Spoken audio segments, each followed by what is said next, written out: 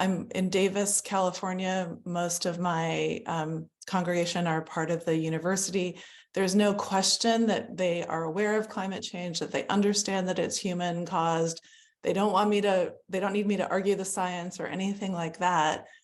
What they don't want is a lot of sermons that just make them feel bad, that just bring up the problems that they already know exist.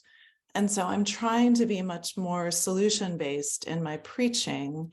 And I think those spiritual sources that you point to may be a way forward for that. I wonder if you can try to make that connection a little more explicit. For instance, I think it was Ash Wednesday, I preached on, many of the things that we think we're supposed to do because they are good for the planet also create a good life, a meaningful life, a stronger community, healthier bodies, et cetera. Can you just sort of help me flesh that out a little bit? And thank you so much.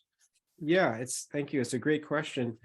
So, and it also gives more food for thought for Reverend Leah and I, because there could be a whole series of what is the religious or spiritual basis for composting, for gardening, for solar energy, for bicycling, for not flying on an airplane, for eating vegan, for minimizing one's use of disposable packaging. Like each of those could be their own sermon of saying, composting isn't just like a nice thing to do. Here's the religious basis for it. And that's also part of what I tried to do in Eco Bible, is to dig into the Jewish tradition and the ancient rabbis who themselves were living in pre-modern, pre-industrial societies, many of them in small villages. Rashi, one of the great sages from 1,000 years ago, was a vintner. He had a big vineyard. That was his occupation.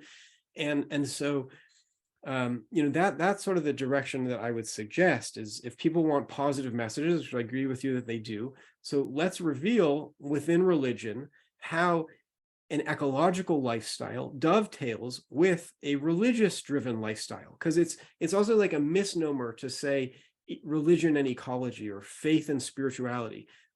Like at a deeper level, as I'm sure many of you are aware, what we're talking about is how spirituality and sustainability go hand in hand, of how, when I compost at my house of worship after a vegan lunch that's used on durable dishes, and then we wash up the dishes, like our washing those dishes is not just an ecological act, it's a spiritual act. We're taking care of God's creation. It's one and the same.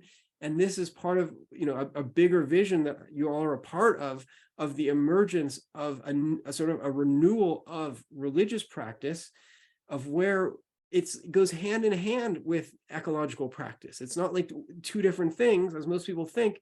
It's one and the same, and this is what God wants from us at this moment in history. So I just bless us that we should, through our efforts, we should enable the next generation to inherit a living, thriving, spiritually aware, and sustainable planet. Thank you so much.